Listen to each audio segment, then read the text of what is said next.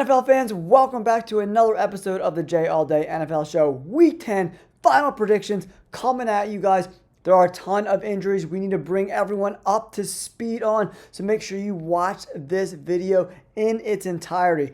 Tons of these games, lots of really important injuries that could be swaying us one way or the other. Final picks, week 10. This video is brought to you by Underdog. My partners there at Underdog are the best to work with, guys. Their platform, higher or lower for fantasy football, all your needs, guys. And because you're a part of the J All Day community, they're running a promo. $5 in, $100 in bonus funds for all new customers. Let's get into the video. If you're interested in checking out Underdog, there's a link to the promo in the description down below. Check that out, guys. And always, hit that like button and subscribe to the channel. Over 60% of people watching my videos are not subscribed. Do me a huge favor. It really helps benefit the channel. Great free way to support me and all this work we do here on the channel. 85, 49, and 1 overall after last night's victory by the Broncos. Even though, getting out of Dodge, scary one, man. Woo, baby. We had 2 survivor pools with the Broncos last night, and man, that game was a shit show. All right, guys, now let's talk about this game in Berlin. Here we go. Week 10 in Germany. Falcons at the Colts.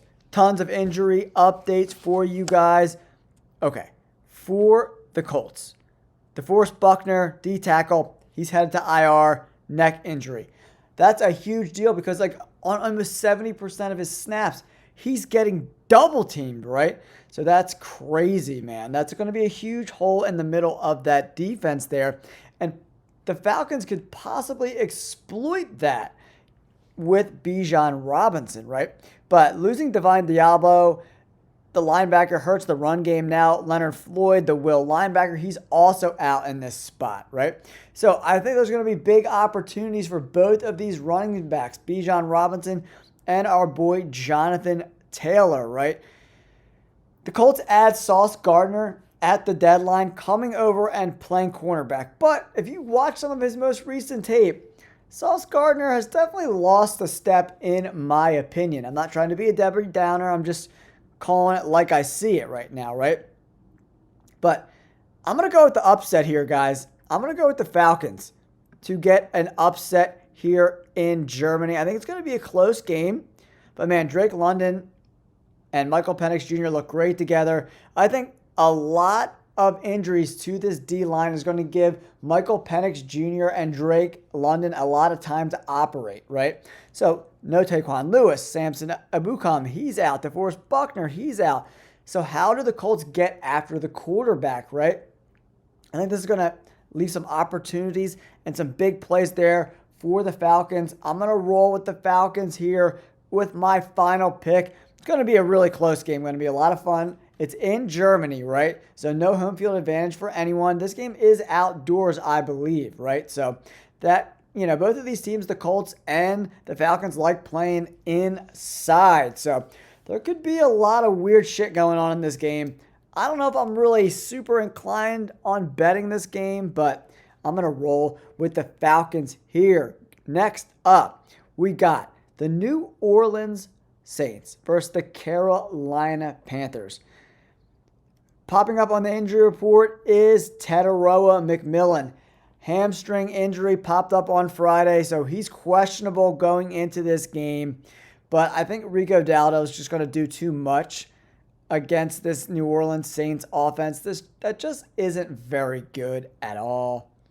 Raheem Shaheed got traded to the Seahawks, right? So that's going to really limit what they can do down the field, opening things up for Chris Olave.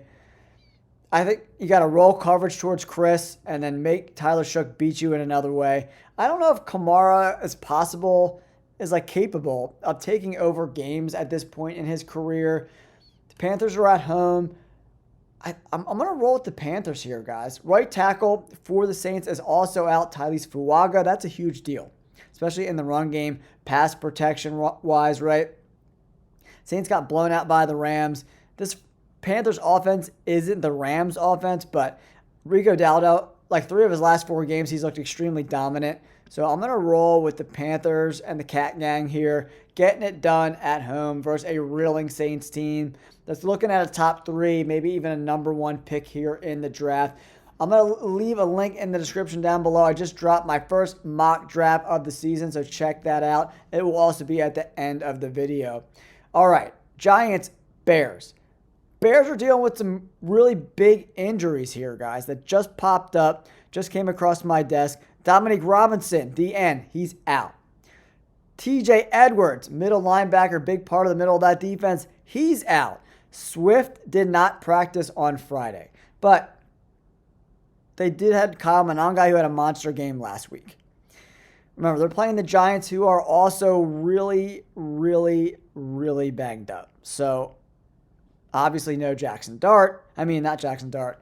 No Cam Scatterbo, my bad. There's so many injuries on the Giants, it's hard to keep all these names and injuries straight. No Malik Neighbors, no Cam Scatterbo. Jackson Dart on his own. Can he get it done with the upset on the road? I think that's tough sledding, even though Bears secondary has been dealing with some injuries. I mean, I think this game's going to be close. And the line at only 3.5 suggests that. So another game, if the Giants pulled this out of their ass and beat the Bears, I would not be totally surprised. But man, this Bears team just has so many weapons on offense, right? You're talking Colston Loveland, who had a breakout game last week, as did Kyle Monangai, DJ Moore. I mean, just like Rome Odunze, they got tons of weapons. Luther Burden should be back, I think. So, I mean, it's just going to be tough for Jackson Dart to keep up with this offense, I think, even though the Bears' defense did not look good at all last week. Not even a freaking little bit, man.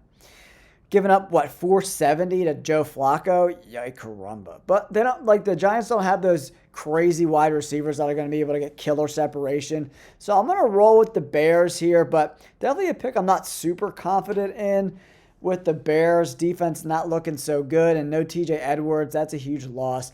Next up, Jaguars at the Texans. Okay, big injury update. Brian Thomas Jr. is out in this spot, guys. So is Travis Hunter, who's on IR. So how the hell did the Jaguars, who I thought were going to win in my previous videos, I didn't know Brian Thomas Jr. would be out. But without Brian Thomas Jr., without Travis Hunter, I don't know how they moved this ball against this Houston Texans defense in Houston. I'm going to roll with the Texans here at home. And this elite defense, I think they forced some turnovers. And this could be a situation where, good field position leads to points for the Texans. CJ Stroud is out in the spot in concussion protocol. I still think it's probably going to be a low-scoring game. And the Jaguars haven't been good in the red zone. I don't even know how much they're going to get there in this spot. I'm rolling with the Texans here in Week 10 to get a big W. Losing Brian Thomas Jr. is a huge deal. Already without Travis Hunter. Their tight end's out as well. I mean, this offense is just going to be really grasping at straws. The offensive line hasn't been playing great either. And then the defense gave up a shitload of points to the Raiders. And we saw what the Raiders did last night in that absolute shit show. So, Texans it is here, guys. All right, another big game here for the AFC East. Buffalo Bills at the Miami Dolphins. The Dolphins are loaded with injuries. Jalen Phillips, their best defensive player, gets traded to my Philadelphia Eagles. Go Bird Gang! We'll talk about them a little bit later. Bills are coming off a huge win over the Chiefs. But sometimes after a huge win, there is a letdown the following week. Can the Bills prevent that from happening? I think so, ultimately, because James Cook, I think they're just going to hand the ball off to James and let him rip it down the freaking Dolphins' throat. Looking at this Dolphins team, they got blown out by the Ravens 28-6, a little mini bye, playing on Thursday Night Football, right? But I looked at the depth chart today. 5 starters are questionable for this game. I don't think Chop Robinson's going to play. We'll have to see about that. And then Phillips gets traded. So 5 guys are questionable. Phillips is gone. And now they got to go stop Josh Allen and this offense. And the defense looked so much better last week versus the Chiefs. I love this spot for the Buffalo Bills. Bosa was really getting after the quarterback last week. I don't know what kind of adjustments the Bills defense made, but they looked so much better versus the Chiefs than they looked the rest of the year. Chiefs couldn't get the running game going. The Bills are a little bit beatable on the ground, guys. So HN could be in, play for lots of yards and carries in this spot if you're looking for some prop bets there. And guys, if you're interested in sports betting, check out my memberships. I'm up over 100% on the season in one of the craziest seasons I've ever took part in. I've never seen so many like minus 600, 700, 800, 100, favorites lose. So, we're going to regress to the mean at some point where the majority of these minus 500 teams will win in their spots. I got a nice parlay with the Buffalo Bills, the Detroit Lions look really good, and the Seahawks. I think that's my favorite bet of the week. A little free bet for you guys this week. Now, let's move on to the Baltimore Ravens and the Minnesota Vikings. Very interesting spot. Really big litmus test on teams that kind of underachieved early, but have recently played really well. The Vikings on the road beating Detroit. Clap it up, even though they effed my parlays last week with the Lions. But, man, JJ played pretty good. Defense looks better. Faux show! Lamar Jackson coming off that 4-touchdown performance. Christian Darrisaw did not practice on Thursday for the Vikings. That's a big deal.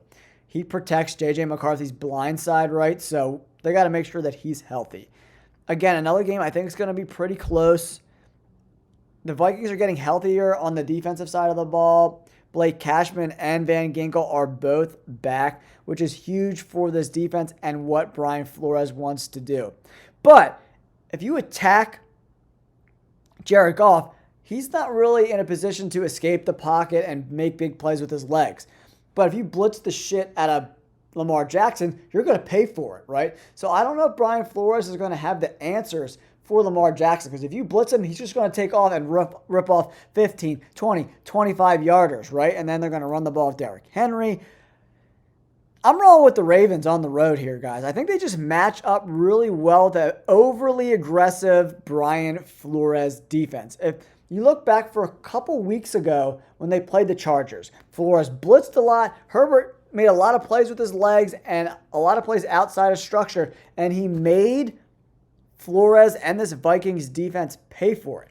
I think this Flores defense works really well if they're playing Joe Flacco or Jared Goff or like any quarterback that's not super mobile, Jacoby Brissett, I think they could have success there, Michael Penix Jr. But against an active quarterback in the run game like Lamar Jackson, I'm rolling with the Ravens here. Next up, we got the Browns. Judkins is active. So I'm looking for Judkins to have a big freaking game here versus the Jets. Quinnen Williams shipped off to the Cowboys. And Sauce Gardner in Germany right now with the Colts. I think this Jets team is waving the white flag. I don't know how much motivation Jets players are going to have. I think we're going to see a lot of business decisions. Garrett Wilson, still questionable, but I'm not putting my body on the line for a team that's going to win 2 games. If my livelihood comes with my health, I'm going to make a business decision. I'm not going to be playing that hard. I think we're going to see a lot of give up in the Jets over the coming weeks. I'm rolling with the Browns and that killer defense and Judkins to run the ball down the freaking Jets' throat all day long. Justin Fields is going to be running for his life. Myles Garrett's going to come out. He wants to win so bad. I think they get a win here. I think Judkins has a monster game versus the Jets. As long as they don't let Breece Hall run for like $120, 2 tutties, I think it's the Browns' game to lose. Next up, we got the hardest game, most competitive game of the week to talk about. New England Patriots at the Tampa Bay Buccaneers. No Godwin, no Bucky Irving. They are huge deals. It does look like Gadecki is going to play from my understanding. So that's good for the offensive line and Baker Mayfield's well-being. But man, so Mike Evans is out. Chris Godwin's out. Bucky Irving's out. I don't know. I think Baker Mayfield and this offense might struggle to get things cooking versus the Patriots right now, man. And the Patriots are playing good football. They're not turning the ball over. I'm flipping. I'm flip-flop-magopping. Patriots get a win on the road here. Christian Gonzalez was practicing. He's ready to rock and roll. Outside of Emeka Ibuka, there's nobody on this offense that scares me at all. And we saw some, regression to the mean from Baker Mayfield over the last few weeks, And the Patriots are just rolling, man. Everyone's on the same page right now. 2 injuries in that New England game. Ramondre Stevenson, he's out.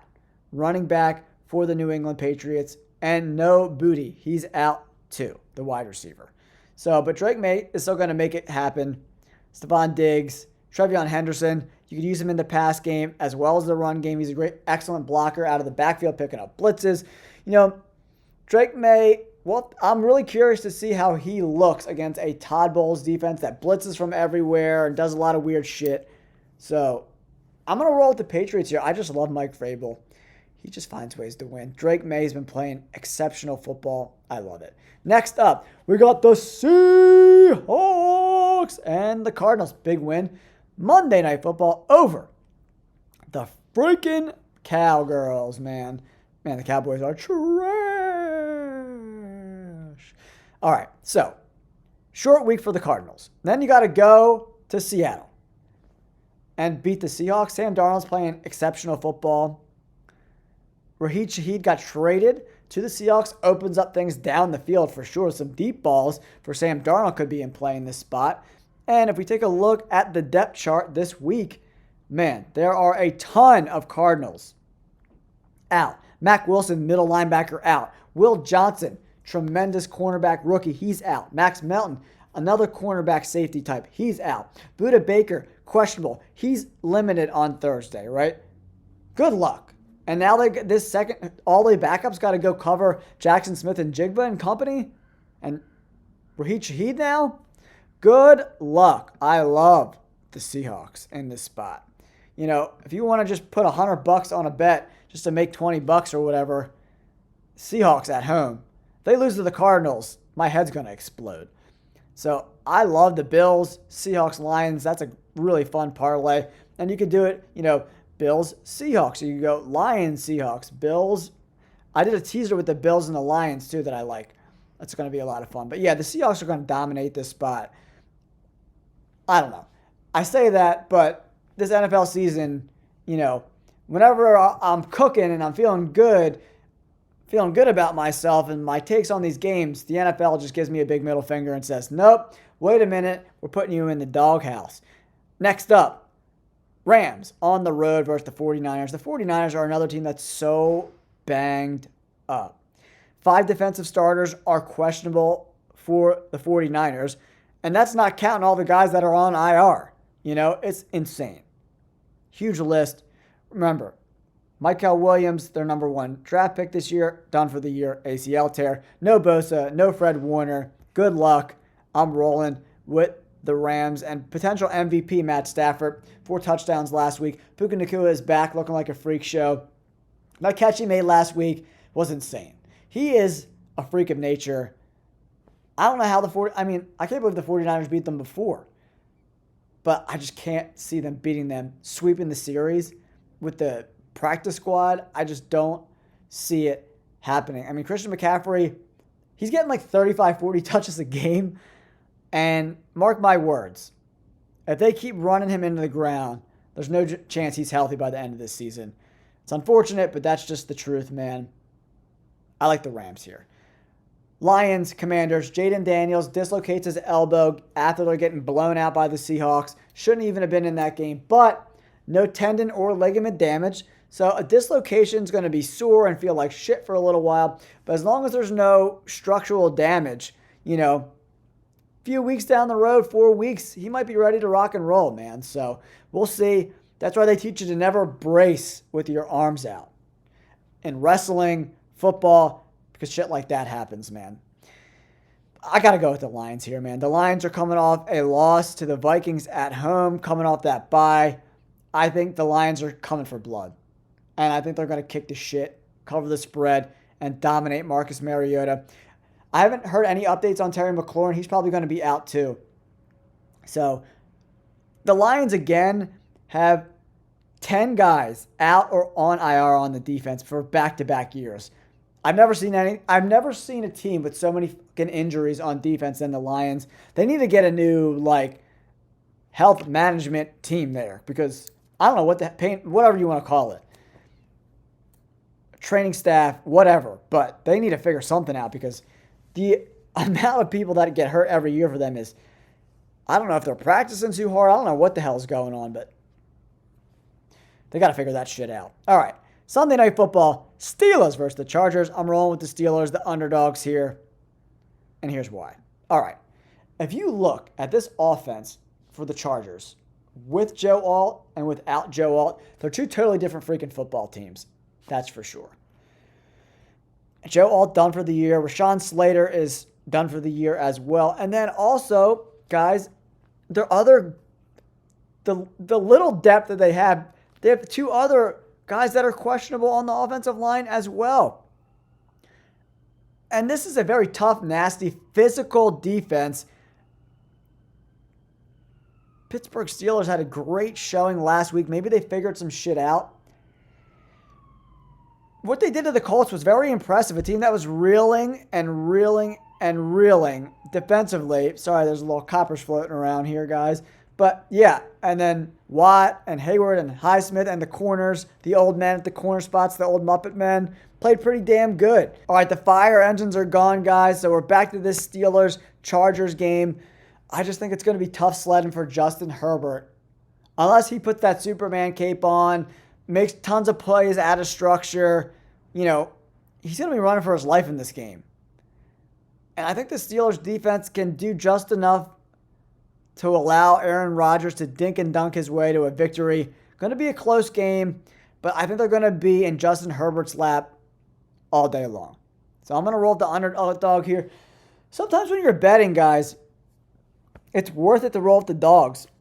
When you see slight advantages like this, man, the Chargers looked awful without Joe Alt. And then now he's done for the year. It's a bummer. The guys that they do have, they're not 100% either. Pittsburgh all day. Next up, we got the J all day pick of the week. Philadelphia Eagles plus 2.5 all day. Yeah, this Green Bay Packers team has lost to the Browns and the Panthers this year. Rico Dowdle ran the ball down their throat. I think Saquon Barkley and a healthy, rested offensive line is going to dominate the line of scrimmage and win this game. They also got reinforcements coming for the Eagles. Jalen Phillips, Brandon Graham, Nolan Smith, all rocking and ready to roll for Monday Night Football. Jair Alexander, we'll have to see if he can make it on the field on Monday night. Not sure if he's going to suit up or not, but bringing in Nolan Smith back from injury, Jalen Phillips, Brandon Graham coming in. I think Jordan Love, who continues to not impress me week in and week out. Maybe they play up for the competition, but I don't know. The Eagles got their enforcements back. I think they're going to stop Josh Jacobs as the line of scrimmage, force things outside. And remember, guys, Tucker Kraft, the heartbeat of this offense, done for the year. And he was like double teamed a lot, so we got a lot of one-on-one coverage with the wide receiver, so they don't have to worry about that shit anymore, man. So I'm going with the Philadelphia Eagles to win this game. They're still dogs right now. I think an Eagles bet is well worth the risk here on Week 10. Let's crush it this week, guys. Good luck in Week 10. Thank you for supporting the channel. Please like and subscribe. You guys are the best. And if you're interested in underdogs, check out the promo in the comments down below. Have a great weekend. Enjoy it. We'll catch you guys on Sunday. Peace.